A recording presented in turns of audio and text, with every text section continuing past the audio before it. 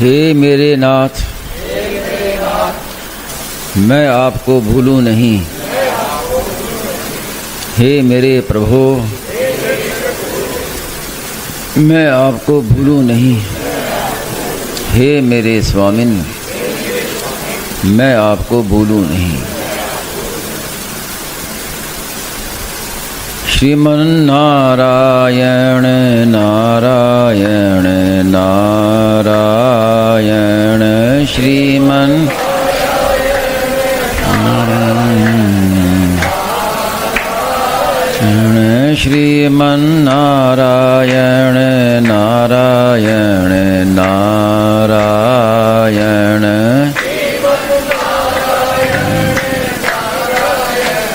नारायण श्रीमन नारायण नारायण नारायण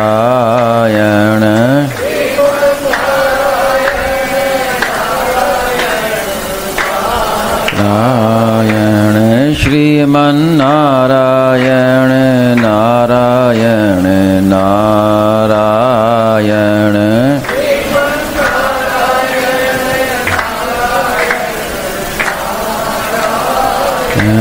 श्रीमन नारायण नारायण नारायण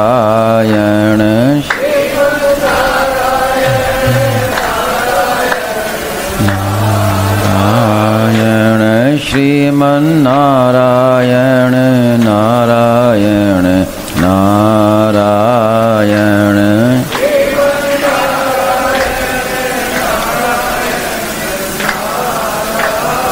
सियावर रामचंद्र की जय। मोर मुकुट वंशी वाले की जय।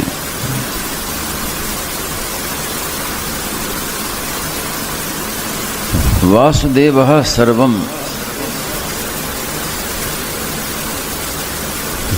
ये बात स्वामी महाराज ने बताई ऐसी जैसे कोई एमए की बात पहले बता दे और फिर उसके बाद फिर वर्णमाला पढ़ना शुरू करे। तो जहाँ हमें पहुँचना है, अंतिम बात जो है वासुदेवा सर्वम, वो स्वामी जी महाराज ने कहा कि आरंभ से ही मान लो तो फिर बड़ी सुगमता से अनुभव में आ जाएगी।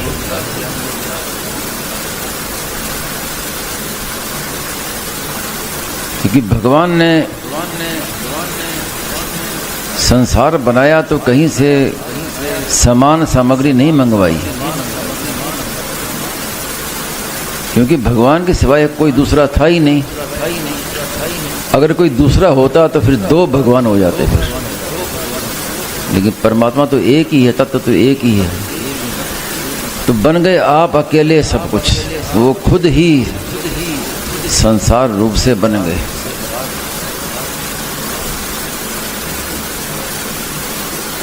स्वामी महाराज ने उदाहरण दिया कि कोई कहे कि ये जल है तो कोई बता दिया कि ये जल साधारण नहीं है तो गंगा जल है, तो क्या देर लगी। लेकिन एक बात है इसमें कि कहने वाले पर श्रद्धा विश्वास हो। अगर कहने वाले पर श्रद्धा विश्वास नहीं है तो फिर भले वो कहे कि ये गंगा है, मन में कहेंगे ये तो झूठ बोलता है। तो पहली बात तो ये है कि श्रद्धा विश्वास हो कि जो कुछ संत ने कहा है वो बिल्कुल 100% सही है, तो फिर कहते ही अनुभव हो जाएगा। तो जब स्वामी जी महाराज ने कह दिया सब कुछ भगवान ही है, गीता ने कह दिया वासुदेवा सर्वम मत्तः परतरम नान्यत् किंचिदस्ति, तो उनकी बात पर विश्वास करके श्रद्धा करके मान लो कि भले ही हमारे अनुभव में ना आए, भले ही दिखने में ना आए, लेकिन बात यही सच्ची है।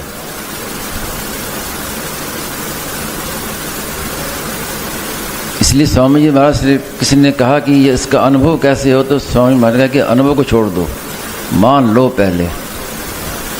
ये मानने की बात है, अनुभव करना चाहोगे तो मुश्किल हो जाएगी। पहले मान लो तो फिर अनुभव भी हो जाएगा।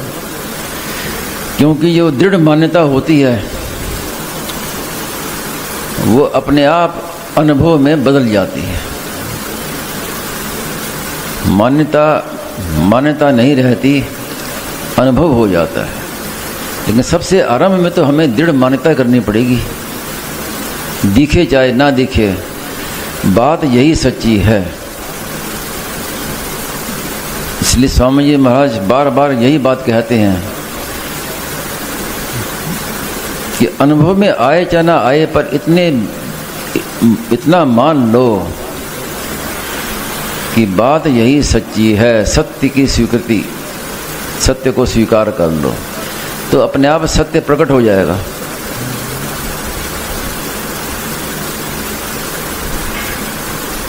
और वासुदेव सर्वम की बात महाराज जी ने कहा कि दुनिया में करोड़ों अरबों व्यक्ति हैं, लेकिन ये बात कितनों को मिली है, जानते ही नहीं इस बात को। स्वामी जी महाराज ने एक बार बताया कि भविष्य में कभी भी दुनिया में भारत की श्रेष्ठता का प्रचार होगा तो इस बात को लेके होगा कि सब कुछ भगवान ही है। ये सबसे बड़ा दर्शन है, ऊंची से ऊंची बात।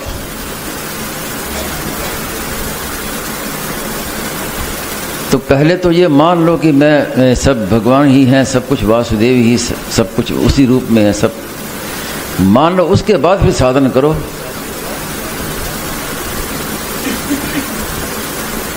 गीता में आरंभ में भगवान ने कहा, ना सतो विद्यते भावो ना भावो विद्यते सतः। असत की सत्ता नहीं है, सत की सत्ता है। तो दो बताए, एक सत और एक असत। लेकिन बाद में क्या कहा, सद सच्चा हम अर्जुन, सत भी मैं ही हूं, असत भी मैं ही हूं।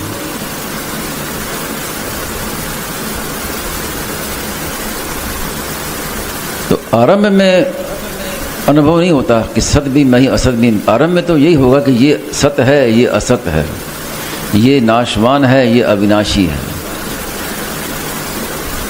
और जो नाशवान है वो मेरा नहीं है, और जो अविनाशी है वो मेरा है। ये आरंभ यहां से होगा। इसीलिए स्वामी जी महाराज ने भगवान में अपनापन पर विशेष जोर दिया है कि वासुदेव सर्वम तो मानने की बात है, अनुभव करना चाहे तो अनुभव होगा नहीं, बड़ा कठिन पड़ेगा, उसको तो मान लो। लेकिन अनुभव क्या है कि जो निरंतर जा रहा है, जो मिला है और बिछुड़ जाएगा, वो अपना नहीं है। और जो सदा मेरे साथ रहने वाले हैं, जो कभी एक क्षण भी बिछुड़ते नहीं, वो मेरे। यहां से वासुदेव सर्वम की साधना आरंभ होती है। इसीलिए स्वामी जी महाराज ने बार बार ये कहा कि भगवान में अपनापन, भगवान को अपना मानो, तो फिर वहां तक पहुंच जाओगे। जैसे शरणागति की बात स्वामी जी महाराज ने बताई, जैसे कोई व्यक्ति गंगा जी में नहाने जाए तो महाराज ने बताया कि कैसे गंगा स्नान कैसे करे। कि गंगा में घुस जाए तो चलता जाए चलता जाए चलता जाए, गंगा जी में ही लीन हो जाए।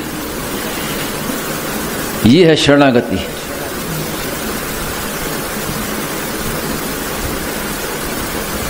असली पूर्ण शरणागति क्या, कि शरण ही रह जाए, शरणागत रहे ही नहीं,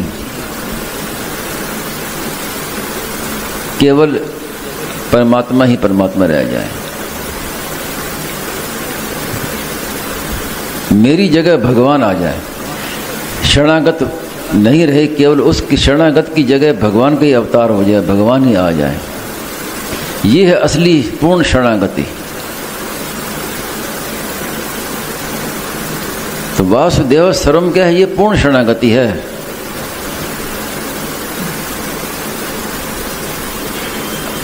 अपने अलग सत्ता रही ही नहीं, सत्ता विलीन हो जाए अपनी।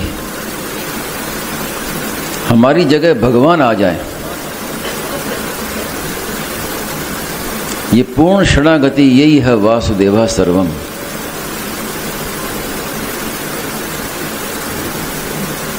वासुदेव सर्वम के विषय में मुझे याद आ रहा है कि यही स्थान, यही पंडाल 3 नंबर, यहीं स्वामी जी बैठ के वर्णन कर रहे थे वासुदेव सर्वम का। तो स्वामी जी के पास रुमाल था, तो रुमाल उठा के स्वामी जी महाराज ने कहा कि ये वासुदेव है, इसको आप प्रणाम कर सकते हो, प्रार्थना कर सकते हो।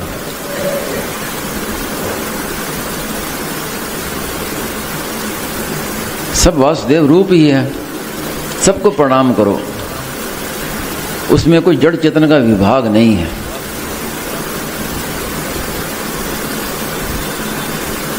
तो उसके साधन क्या, यही साधन है कि सब को भगवत रूप देखते हुए मन ही मन सबको प्रणाम करो। भगवते नमः, भगवते नमः, जो दिखाई दे भगवते नमः।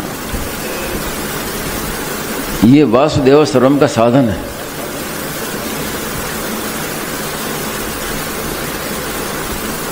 लेकिन इतनी ऊंची बात हमें मिल गई और फिर हम नाशवान वस्तु में लगे रहे, ये मेरा है, ये मेरा नहीं है, तो हम कितना नीचे गिर गए।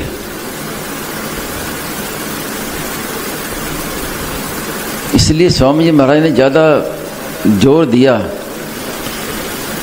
कि जो जा रहा है वो अपना नहीं है, कम से कम इतना तो मान लो।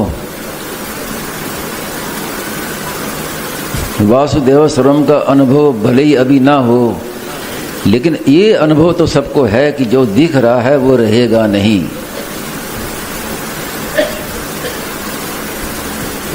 जैसे सत्संगी लोग गीता भवन आए हैं, तो यहाँ सारी दिनचर्या वैसी है, शौच स्नान आदि करना, भोजन करना, सब करते हुए भीतर में ये बात रहती है कि हमें यहाँ से जाना है, हम यहाँ के रहने वाले नहीं हैं। यही भाव घर में रहते हुए हो जाए तो कल्याण हो जाए। फिर तो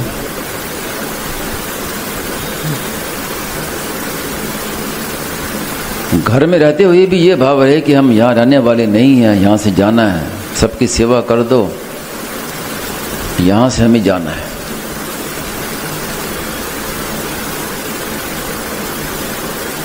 एक विदेशी सज्जन आए भारत भ्रमण करने के लिए, तो घूमते घूमते एक संत के पास गए कुटिया में मिलने के लिए। तो वो संत बैठे चटाई के ऊपर बैठे हुए थे, कुछ लिख रहे थे, पढ़ रहे थे। तो उस विदेशी सज्जन ने इधर उधर देखा कि कुटिया में कुछ नहीं है, सब खाली पड़ा, अकेले चटाई पर बैठे हुए हैं।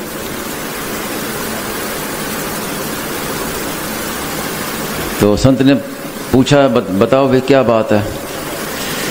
तो उस विदेशी सज्जन ने कहा कि एक बात बताइए कि आप यहाँ रहते कैसे हैं, ना तो आपका कोई चारपाई है, ना टेबल कुर्सी है, कुछ भी नहीं है, खाली आप बैठे हैं।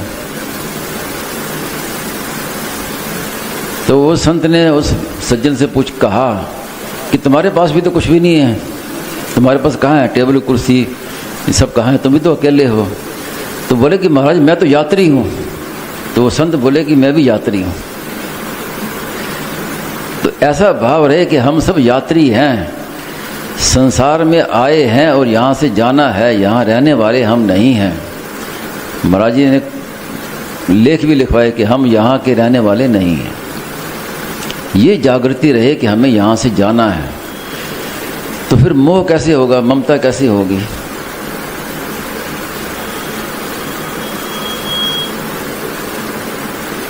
लेकिन होता है क्या है कि यहाँ से घर जाते ही सब भूल गए कि बस अपने घर आ गए। मैं अपने घर नहीं आया अभी तक, अभी तो हम यात्रा में ही हैं।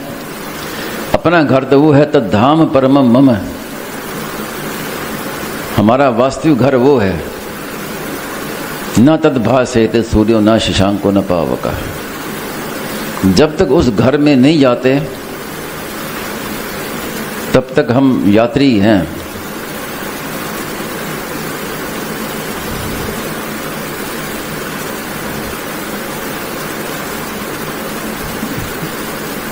एक सेठ ने मकान बनाया तो उसके मन में थी कि बढ़िया से बढ़िया मकान बनाए कि ऐसा किसी का ना हो, बढ़िया से बढ़िया देश विदेश से कारीगर मंगाए, जो बढ़िया से बढ़िया चीज़ मिलती थी वो मकान में लगाई कि कोई कमी ना रहे। जब मकान बनकर तैयार हो गया अब जो लोग आए सब देख के वाह वाह करे कि वाह वाह क्या बढ़िया बनाया आपने, क्या अच्छा बनाया क्या है। वो सेठ एक संत के पास जाया करता था, जंगल में कुटिया थी उनके पास जाया करता है। तो उसके मन में आया कि अपने संत गुरुजी उनको भी दिखाएं मकान अपना। तो संत से निवेदन किया कि एक बार आप हमारे घर पर चरण रखिए। वो मना करते रहे, भी क्या जाना क्या देखना है, मकान में क्या है, ईंट चूना पत्थर यही तो है और क्या है। बोले नहीं महाराज एक बार चलिए एक बार चलिए। ज़्यादा आग्रह किया तो वो संत साथ में चल दिए। अब सेठ उनको बता रहा है कि ये देखिए ये बनाया है, ये है वो है, सब घुमाया उनको। वो संत चुपचाप देखते रहे। अब वो सेठ बोले कि जो भी आया सब ने तारीफ़ की, प्रशंसा की कि बहुत बढ़िया मंगाया, ये तो कुछ बोल ही नहीं रहे। अब वो बार बार चेहरा देखे कि कम से कम कुछ तो बोले कि हाँ बहुत बढ़िया, कोई ठीक है। अब वो क्या बोले। तो स्वामी महाराज ने कहा कि अगर बढ़िया मकान बनाया तो वो देख के हमने उसकी प्रशंसा की कि बहुत बढ़िया बनाया, तो उसका हमें पाप लगेगा, दोष लगेगा। क्योंकि मकान बनाने में बड़ा दोष लगता है, क्योंकि जो जीव जंतुओं का खुला स्थान है, सब खुले घूम रहे हैं, वहाँ हमने दीवार खड़ी कर दी, उनको बाधा पहुँचा दी, कितनी जीवों की हत्या हो गई, कितने जीवों का वहाँ आना जाना बंद हो गया। इसलिए मकान बनाने के बाद पूजन कराते हैं, हवन कराते हैं, उसी दोष से बचने के लिए। स्वामी महाराज ने ये भी कहा था कि किसी की मकान की प्रतिष्ठा हो तो उसका भोजन नहीं करना चाहिए, प्रतिष्ठा का भोजन नहीं करना चाहिए, वो बड़ा अशुद्ध होता है। तो सेठ ने जब पूरा अपना मकान दिखा दिया, वो संत चुप रहे, बोले नहीं, तो सेठ से रहा नहीं गया। उसने हाथ जोड़ के पूछ लिया कि महाराज आपने कुछ कहा नहीं, आप बताइए आपको कैसा लगा।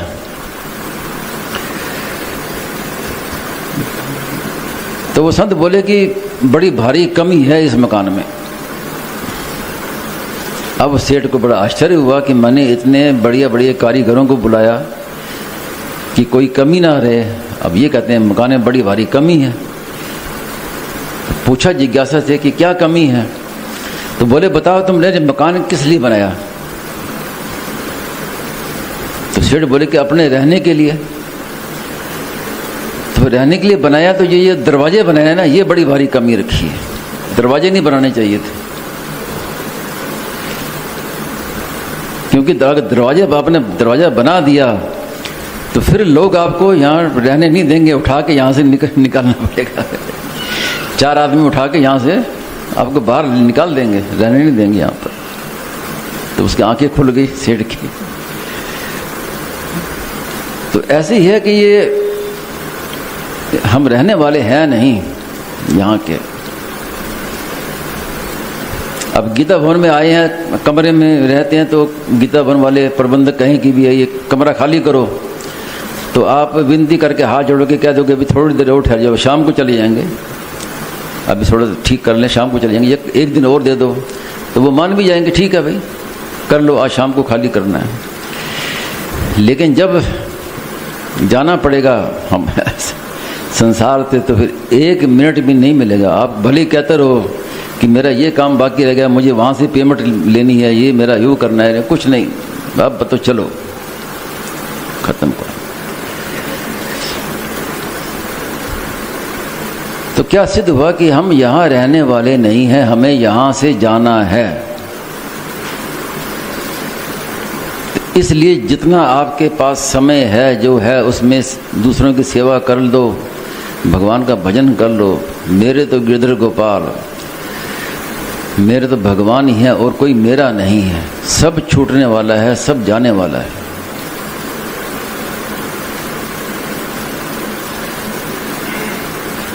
और भगवान में अपनापन कर लिया तो फिर कोई डर की बात ही नहीं है।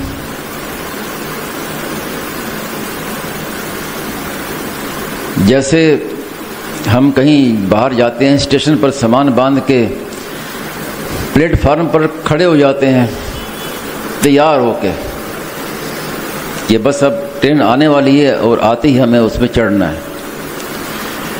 तो ऐसे ही सबको तैयार रहना चाहिए कि पता नहीं कब ट्रेन आ जाए जाने के लिए।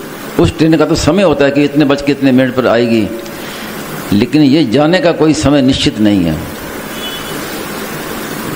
तो मन में हर समय तैयार रहे, ऐसा डर हो कि भी हमारा ये काम छूट गया, ये हम नहीं करे, हमने ये नहीं किया, वो नहीं किया, कुछ ना रहे। सामान बांध करके स्टेशन पर प्लेटफार्म पर बैठे ऐसे तैयार। ये आपको सबको इस तरह तैयार रहना है। और इस तैयार कराने के लिए क्या करना पड़ेगा? मेरे तो गिरधर गोपाल, दूसरों ना कोई, मैं भगवान मेरे हैं, भगवान पर अपनापन हो जाए तो फिर कोई चिंता नहीं, जब मर्जी जाना पड़ जाए। मैं तो भगवान कहूँ, अब क्या चिंता।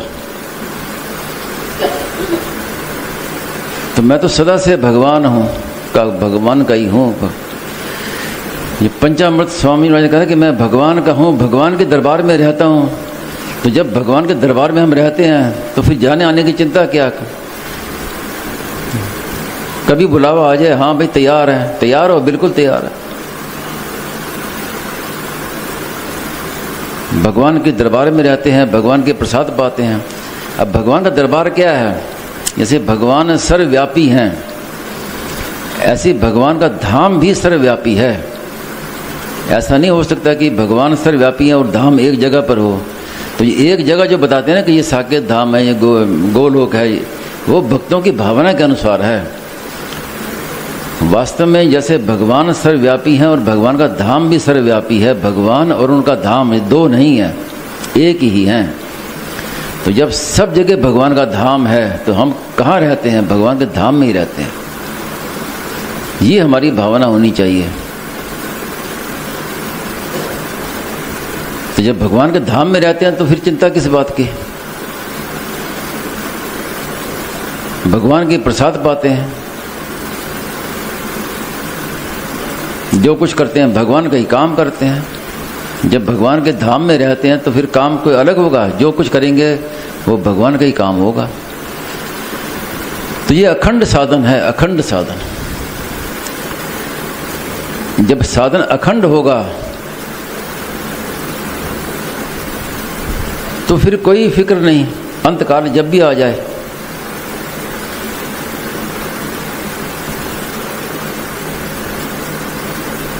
और ऐसा नहीं हो तो फिर रोना पड़ेगा। फिर तो अभी से ही ये दृढ़ता कर ले कि मैं भगवान का हूँ, भगवान के सिवाय और कोई मेरा नहीं है। और ये जो भाव है ये अभी करने का है, ऐसा नहीं कि अभी सत्संग पूरा हो जाए उसके बाद फिर मानेंगे कि मैं भगवान का हूँ। अभी अभी इसी क्षण ये मानने की बात है कि मैं तो भगवान को, मेरे तो गिरधर गोपाल, दूसरों ना कोई। ये वर्तमान में मानने की बात है, इसमें भविष्य नहीं है कि सत्संग के बाद मानेंगे या शाम को मानेंगे, ऐसा नहीं है। सत्य की स्वीकृति से कल्याण। तो सत्य, जब सत्य है उसको मानने में देरी किस बात की? जिस सत्य को स्वीकार करना ही है तो तत्क्षण स्वीकार कर लो। सुना और मान लिया, इस देरी किस बात की? तो यही तो स्वामी जी महाराज बार बार कहते थे कि आप मान लो। अब ये मत देखो कि मैं साधना करूंगा और ये अनुभव हो जाएगा, ये होगा वो होगा, वो सब छोड़ दो। मैं भगवान का हूँ, ये तो सदा से है, केवल आपकी कमी है जो आपने अभी तक माना नहीं, वो अभी मान लो। उसमें कोई स्थान समय की अपेक्षा नहीं है।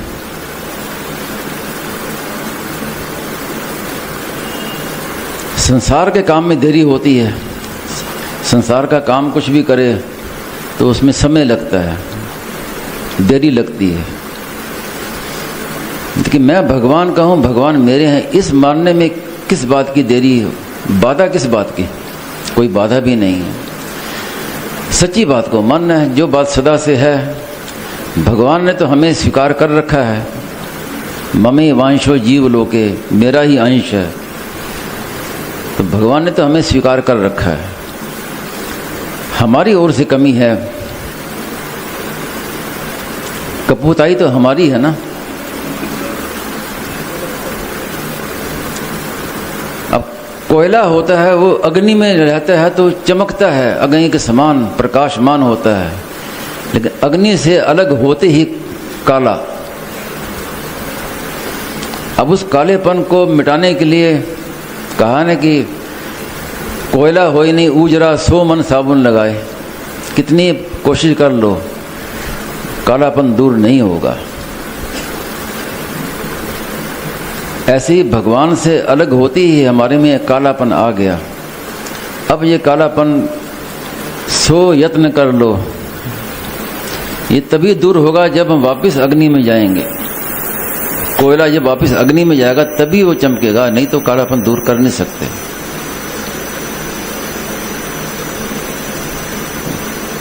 तो ऐसे ही अभी मान ले कि मैं तो भगवान का हूं, भगवान मेरे हैं, तो सारा कालापन दूर हो जाएगा।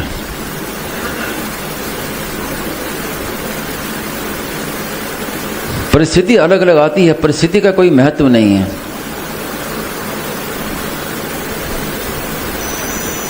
देह धरे का दंड है सब काहू को होए, ज्ञानी भुगते ज्ञान से मूर्ख भुगते रोए। तो परिस्थिति जो अनुकूल प्रतिकूल तो सबके सामने आती है, चाहे वो संत महात्मा हो, चाहे भगवान के अवतार ही क्यों ना हो। भगवान राम जी का कहाँ तो राज सिंहासन होने वाला था और कहाँ हो गया वनवास। प्रतिकूल परिस्थिति जो बाहर की है, लेकिन भीतर में राम जी के कोई अंतर ही नहीं पड़ा। उनके लिए राज सिंहासन भी वही है, वनवास भी वही है, कोई अंतर नहीं है। उनके चेहरे में कोई शिकन नहीं, कोई उदासी नहीं, उल्टा और प्रसन्न हो गए। रामायण में आप देखिए तो उल्टा और प्रसन्नता हो गई कि मैं वनवास मिल गया।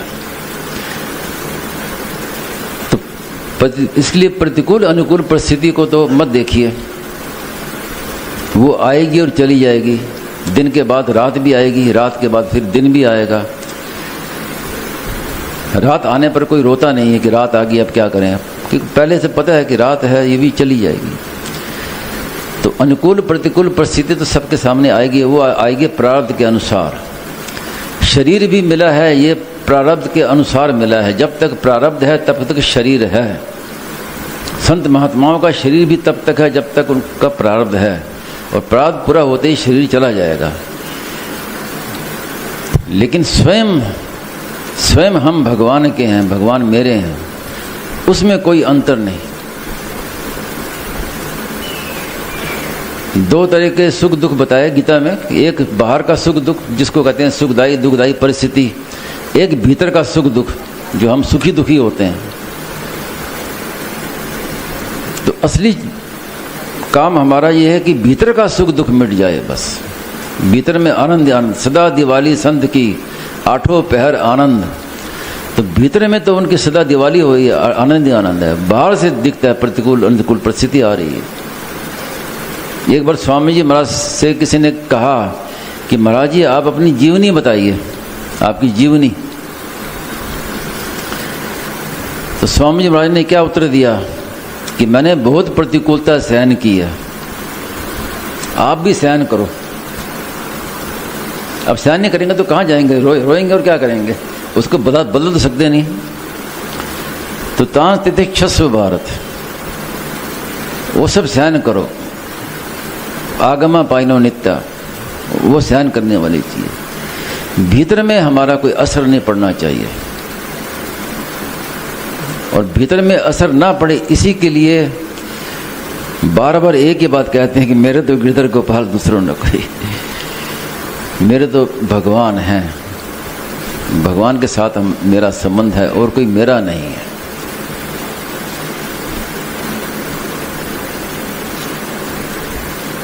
अब इसके अलावा और क्या बात कहें, कोई बात कहने की आती नहीं है, क्या कहें बराबर। अब मान लो तो फिर सब बातें समाप्त, और नहीं मानो तो फिर सुनते रहो। मानने में तो इतनी बात है। तो प्रश्न क्या प्रश्न है बताइए।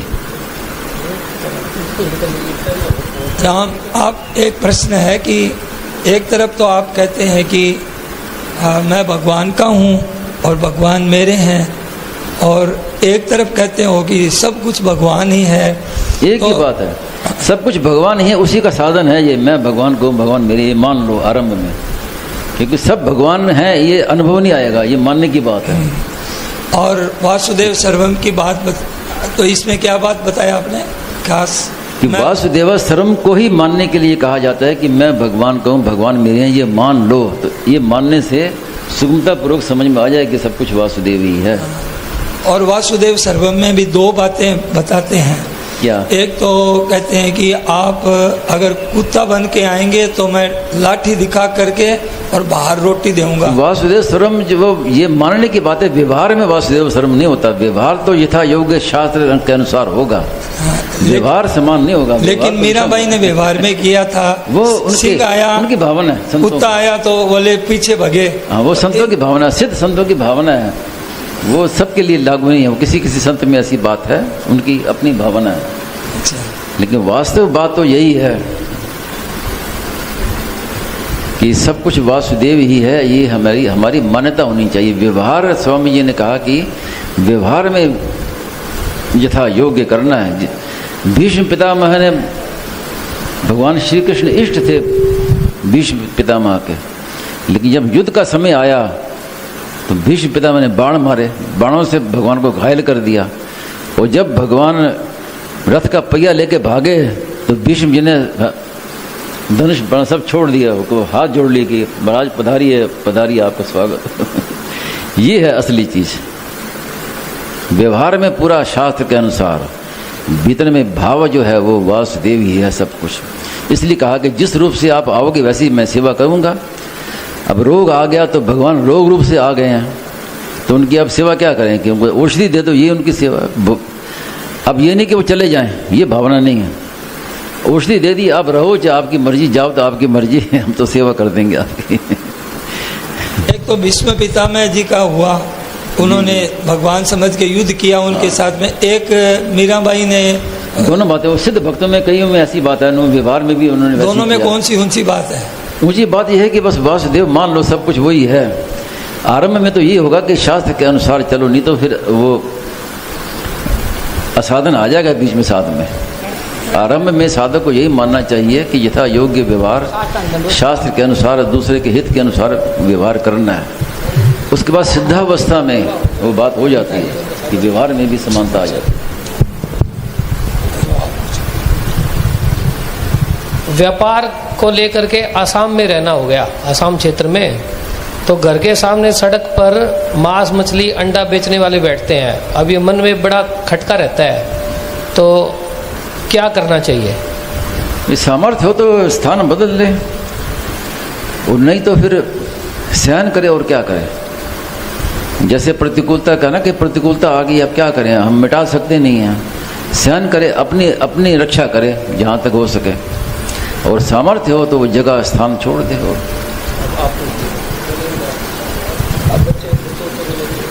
अच्छा बाबूजी, जैसे परिस्थिति को बदलना हमारे हाथ की बात नहीं है, हम अपने आप को बदल सकते हैं।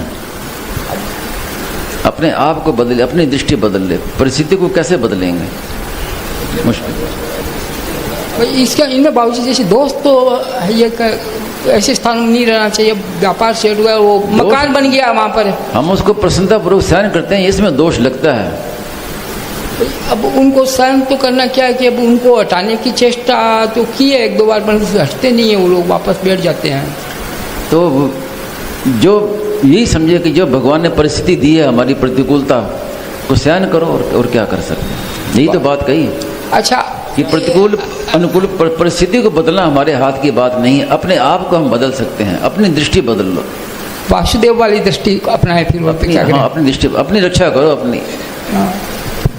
उसको तो नहीं हम बदल सकते, अपने आप को बदलो, अपनी रक्षा करो जिससे जैसे हो सके। तो भगवान की कृपा से भगवान की प्रार्थना करो।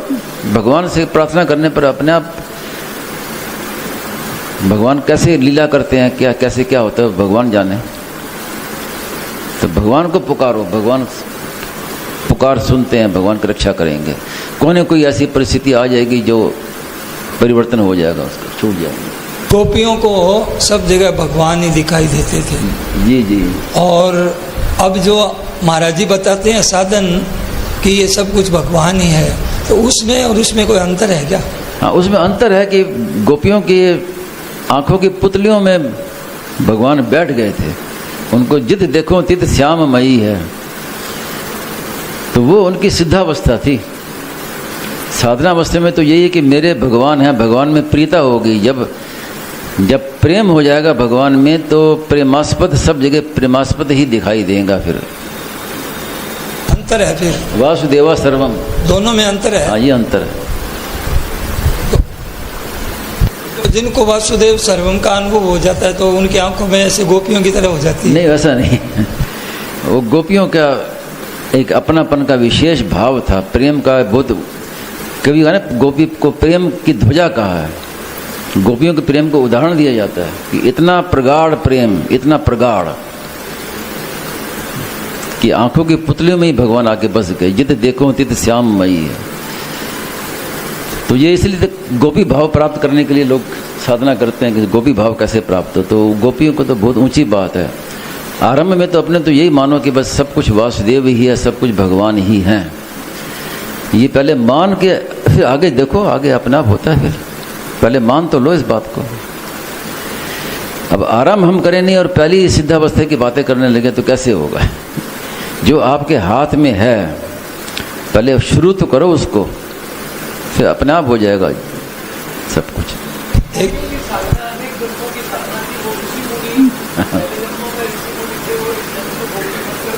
हाँ, तो जो अपने हाथ की बात है, जो समझ में करे कि भगवान को अपना मान लो, मेरे भगवान, मैं भगवान का हूँ, तो पहले ये तो शुरू करो, फिर आगे देखा जाएगा क्या होता है। प्रश्न है कि सब वासुदेव है, तो फिर जड़ता किसमें है? हमारी बुद्धि में। जड़ता हमारी बुद्धि में। वास्तव में जड़ कोई चीज है ही नहीं, सब चिन्मयी है।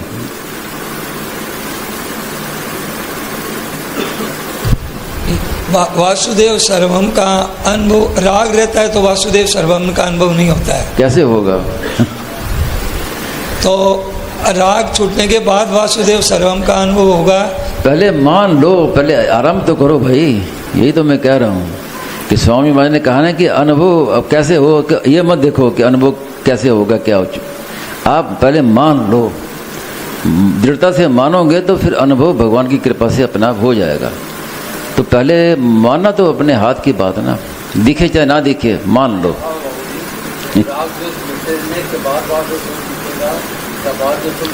अब राग द्वेष रहते हुए मान सकते हो ना कि सब कुछ वासुदेव है, मानने में क्या बात है? राग द्वेष रहते हुए ही आप मान सकते हो। अब कन्या का विवाह होता है तो मान लेती है कि अब ये मेरे पति हैं, तब उसके लिए क्या क्या अंतःकरण शुद्ध किया, राग द्वेष मिटाए क्या? द्रौपदी में राग द्वेष नहीं थे क्या? द्रौपदी में राग द्वेष था, लेकिन उसके रहते हुए भगवान मेरे हैं ये उसने मान लिया। तो इसलिए तो स्वामी महाराज ने कहा कि भी ये आप मान लो, ये मत देखो कि अंतःकरण शुद्ध है कि अशुद्ध है, हम योग्य हैं कि अयोग्य हैं, अधिकारी हैं कि अनधिकारी हैं। मानने में सब अधिकारी हैं, सब कुछ रहते हुए मान सकते हो, इसमें सब स्वतंत्र है। राम सभी को प्रणाम। सत्संग सुनने के पश्चात और शास्त्रों का अवलोकन करने के पश्चात ये तीन बातें समझ में सार रूप से आई है। संतों ने बताई है कि सत्संग, सेवा और सुमिरन।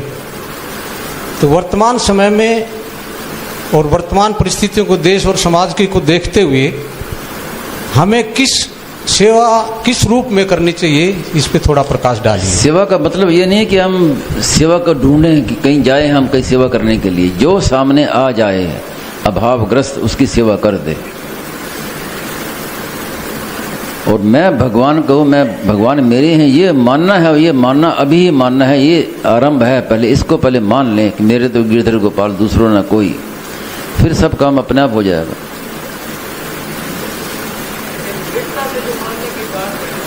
इसकी कसौटी क्या है? कसौटी क्या है कि उसकी विपरीत नहीं होगा, उसकी विपरीत बात मन में नहीं आएगी। मैं भगवान का हूं तो हो गया तो हो गया। अब उसके ये नहीं आएगा, कभी शंका नहीं होगी, कभी उसमें कभी चिंता नहीं होगी, कभी अविश्वास नहीं होगा, दृढ़ता से मानना ये हुआ। जैसे हम, हमारे मान्यता भीतर में है कि हम गीता भवन में बैठे हैं अभी, तो अब के किसी कसौटी क्या है? हम याद थोड़ी करते हैं, हर समय थोड़ी याद रखते हैं कि हम गीता भवन में हैं, याद करते नहीं हैं। कसौटी क्या है कि कोई पूछे कि आप कहाँ हो, तब कहते हैं हम तो गीता भवन में। लेकिन वो भीतर में स्वीकृति बैठी हुई है। तो उसमें कसौटी में क्या है कि जो चीज़ बुद्धि से पकड़ते हैं उसमें भूल हो जाती है। जैसे बुद्धि से अगर हम मान लें कि हम गीता भवन में, तो कोई पूछेगा तो कहेंगे ठहरो भाई सोच लूँ, थोड़ा सोचना पड़ेगा कि मैं कहाँ हूँ। लेकिन जब स्वयं ने स्वीकार कर लिया तो उसमें फिर विचार नहीं, सोचना नहीं पड़ता, तुरंत कह देते हैं। नींद से भी जगा के कोई पूछे तो कह देंगे कि हाँ हम यहाँ पर हैं। तो ये स्वयं की स्वीकृति का यह चिन्ह है। तो इसीलिए कहा गया है, स्वामी जी ने जो कहा ना कि सत्य की स्वीकृति से कल्याण, उसको बुद्धि से सीखना नहीं है, स्वयं से स्वीकार करना। यही तो फर्क है। एक तो सत्संग होता है, सत्संग सुनना, सत्संग करना, एक होता है सत्संग में बैठना। तो ये आप देखो कि आप सत्संग कर रहे हो या सत्संग में बैठे हो। तो जो सत्संग में बैठे हैं वो तो बातें सीख जाएंगे। सत्संग जो कर रहे हैं वो उन्होंने स्वीकार कर लिया। तो जब एक बार स्वीकार कर लिया तो सदा के लिए हो गया। कन्या का विवाह होता है तो एक स्वीकृति तत्काल हो गई कि मेरा विवाह हो गया, मैं विवाहित हूँ। अब चाहे कोई नींद से जगा के पूछे तो भी वो यही कहेगी कि मैं तो विवाहित हूँ, मेरे तो ये पति है। तो इसमें क्या देरी लगी? तो इस तरह भीतर में ये बात हो जाए कि मैं भगवान का हूँ, भगवान मेरे हैं। ये पूछ रहे हैं कि सेवा का सच्चा स्वरूप क्या है? दूसरे को सुख कैसे मिले।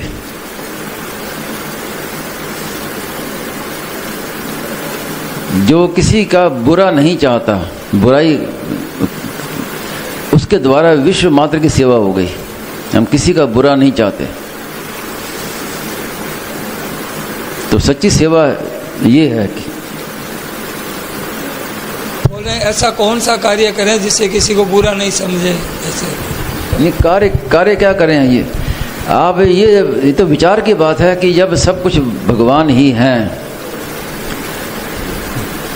तो किसी में हमें बुराई दिखती है तो उस बुराई को मत देखें।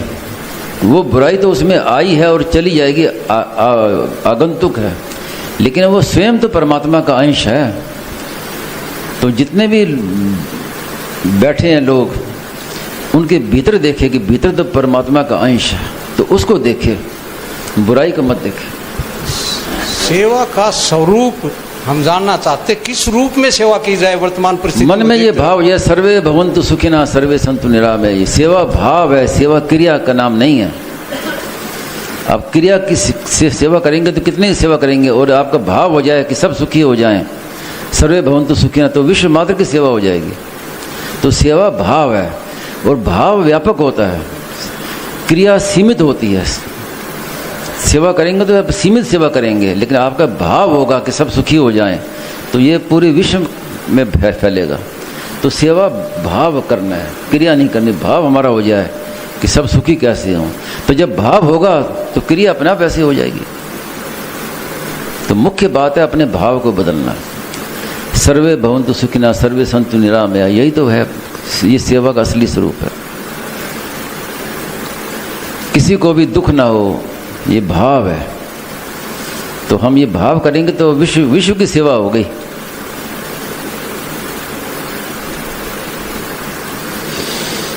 आपने ये कहा कि मैं भगवान का हूँ और भगवान मेरे हैं, अंत में वासुदेव सर्वम, वो आज अपना आप हो जाएगा, वो भी हो जाएगा, पहले आरंभ यहाँ से होगा। तो जितने भी साधन हैं संसार में अध्यात्म में, तो अंत में या क्या सबको वासुदेव सर्वम का अनुभव होता नहीं, ये है? तो हम नहीं कह सकते वो साधना कैसी है, उसका क्या भाव है, ये तो व्यक्तिगत बात है।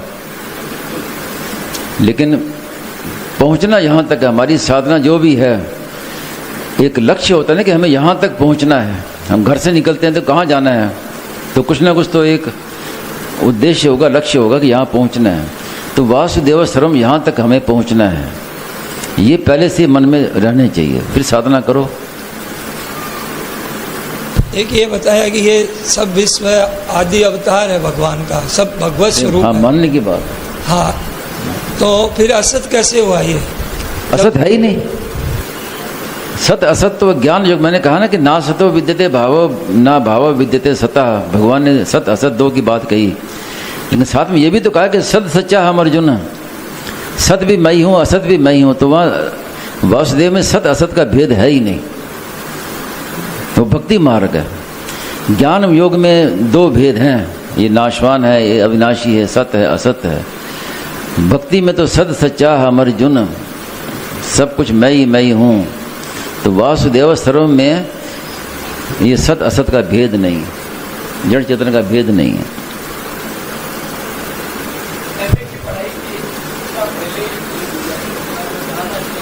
हाँ, वो मैंने शुरू में कहा ना कि स्वामी महाराज ने एमए की बात तो पहले कह दी, और फिर कहा आप वर्णमाला पढ़ो। तो स्वामी महाराज ने अपनी बात कही, ये वो मिलती जुलती बात है। स्वामी महाराज ने कहा कि मैं जब बचपन में जब मैंने पढ़ाई शुरू की, वर्णमाला सीखी, तब उसमें मन में अभिमान आया कि मैंने तो पढ़ाई पूरी कर ली। कैसे पूरी कर ली? कल अब जो भी ग्रंथ देखें कि ये उपनिषद है, ये पुराण है, सब में वही वर्णमाला दिखाई दे। तो कह रहे मैंने मान लिया कि मैं तो पंडित हो गया, पूरी पढ़ाई कर ली। इतना मालूम फर्क मालूम दिया कि वर्ण है, वर्ण तो वही है, कहीं अलग कर दिए कहीं जोड़ दिए, इतना ही फर्क है बस। बाकी मैं पूरा पंडित हो गया।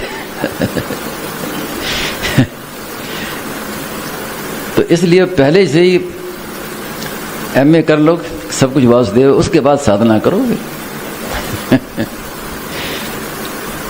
आपने वो रुमाल का बताया ना कि महाराज जी ने ऐसे रुमाल के ये हाँ, वासुदेव है, तो उस समय महाराज जी ने उसमें से एक धागा निकाला था। अच्छा, कि ये फिर ऐसे इस हाथ में रुमाल था हाँ। और इस हाथ से धागा निकाला और कहा ये भी वासुदेव है। सब वासुदेव ही है।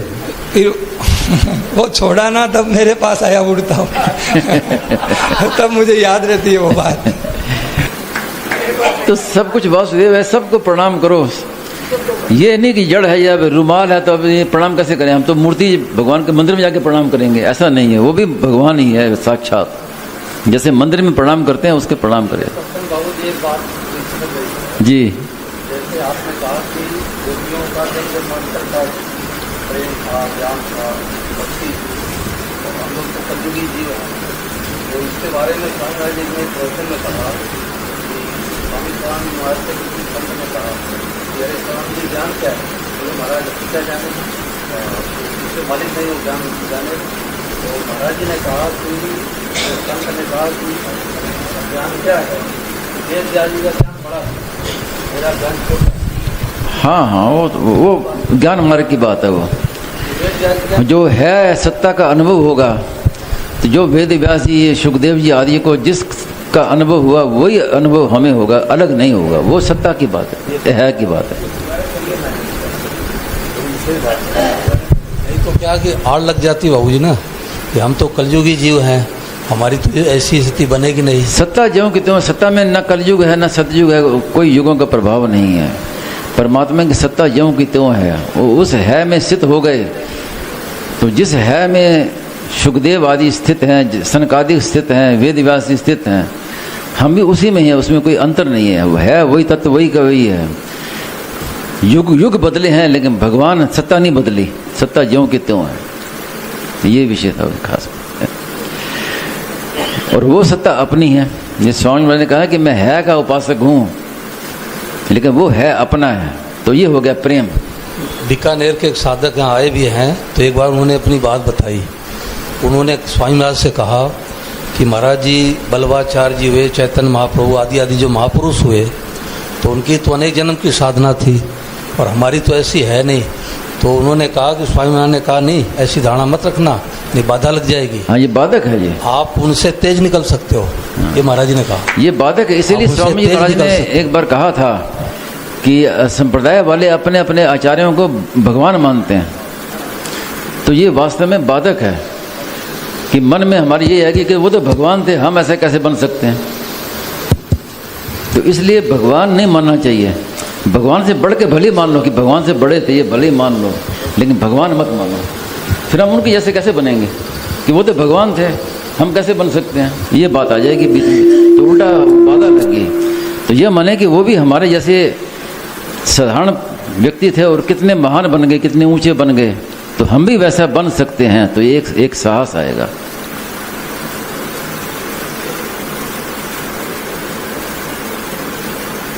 राम, आप स्वामी जी महाराज के बहुत निकटतम रहे हैं।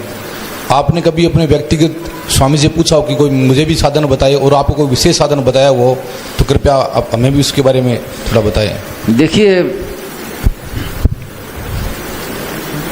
सेठ जी ने कहा था कि जिसको भगवत प्राप्त महापुरुष मिल गए उसको भगवत दर्शन की दरकार नहीं है।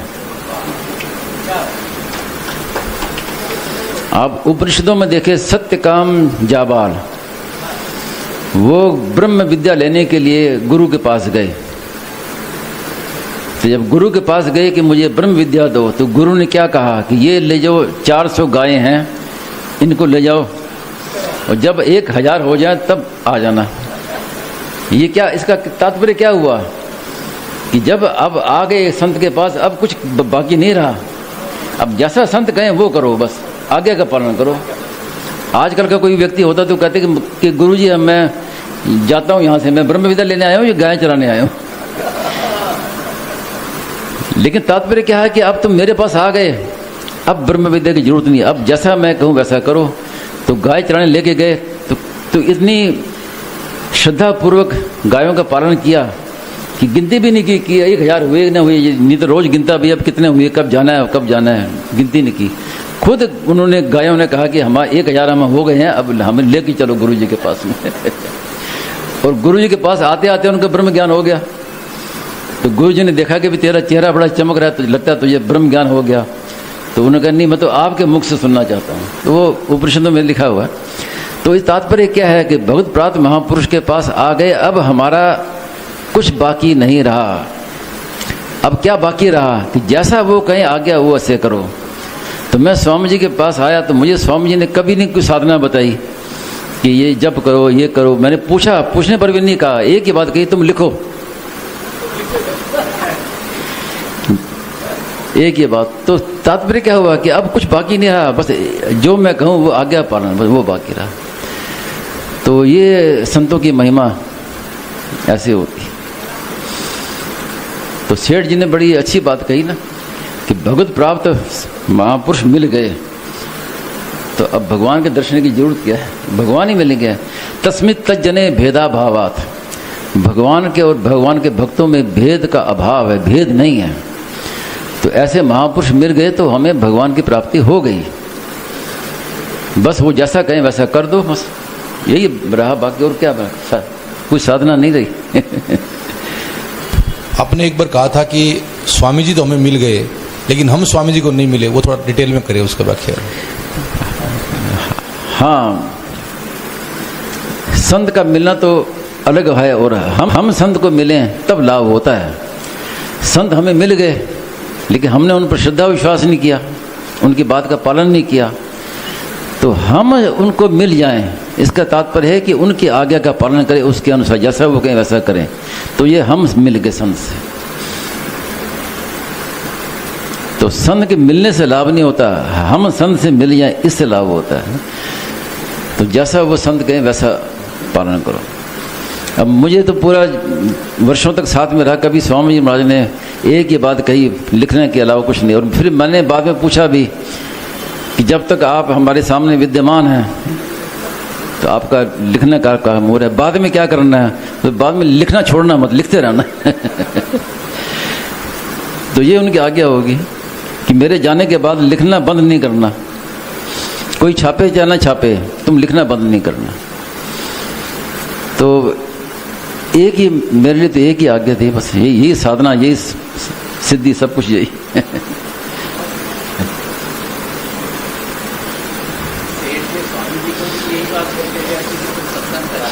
हाँ बस वो मैंने कहा ना कि जब संत महापुरुष भगवत प्राप्त मिल गए तब करना बाकी क्या रहा, हमारा करना जानना पाना सब पूरा हो गया। अब वो जैसा वो कहें अब वो करना, बस यही है। और क्या है, जैसा वो कहें वैसा कर दो, आज्ञा पालन करना बस, कुछ शेष नहीं रहा। तो समय हो गया। गोविंद हरे गोपाल हरे गोविंद हरे गोपाल हरे, जय जय प्रभु दीन दयाल हरे, जय जय प्रभु दीन दयाल हरे। गोविंद हरे गोपाल हरे, जय गोविंद हरे गोपाल हरे, जय जय प्रभु दीन दयाल हरे, जय जय प्रभु दीन दयाल हरे।